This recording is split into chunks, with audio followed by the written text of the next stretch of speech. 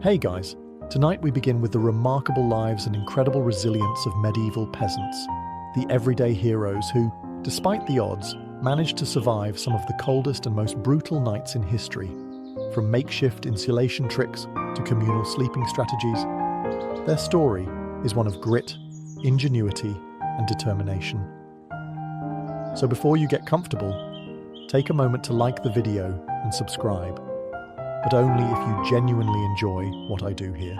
And let me know in the comments where you're tuning in from and what time it is for you. It's always fascinating to see who's joining us from around the world. Now, dim the lights, maybe turn on a fan for that soft background hum, and let's ease into tonight's journey together. When you think of medieval life, you might imagine jousting knights, grand feasts, and merry fairs. But for the average peasant, winter was less about merriment and more about, how do we not die tonight? It wasn't just a season. It was a test of endurance that came around every year, like an especially cruel teacher who didn't believe in second chances. Picture this.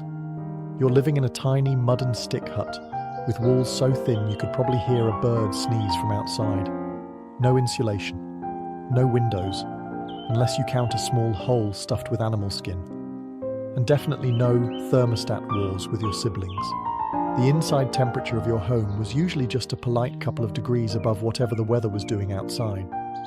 If it was freezing outdoors, it was politely slightly less freezing inside. Congratulations. Nights were the worst. Darkness swallowed everything. The wind howled like an angry ghost, and the fire in the hearth sputtered pathetically, doing its best but mostly just roasting the toes of whoever was sitting closest. If you were on the other side of the room, sorry, you might as well have been camping outside, with worse snacks. Clothing wasn't much help either. Peasants didn't own fancy fur coats or goose-down blankets. You had a couple of rough-spun wool tunics, maybe a cloak that smelled suspiciously of goat, and a hope that layering them would turn you into some kind of human onion. Spoiler, it didn't really work. And forget about snuggling under soft quilts.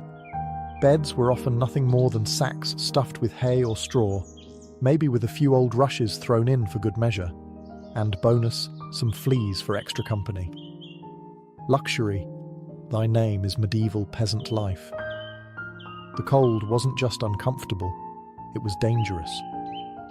Frostbite, hypothermia, and general freezing to death were constant risks.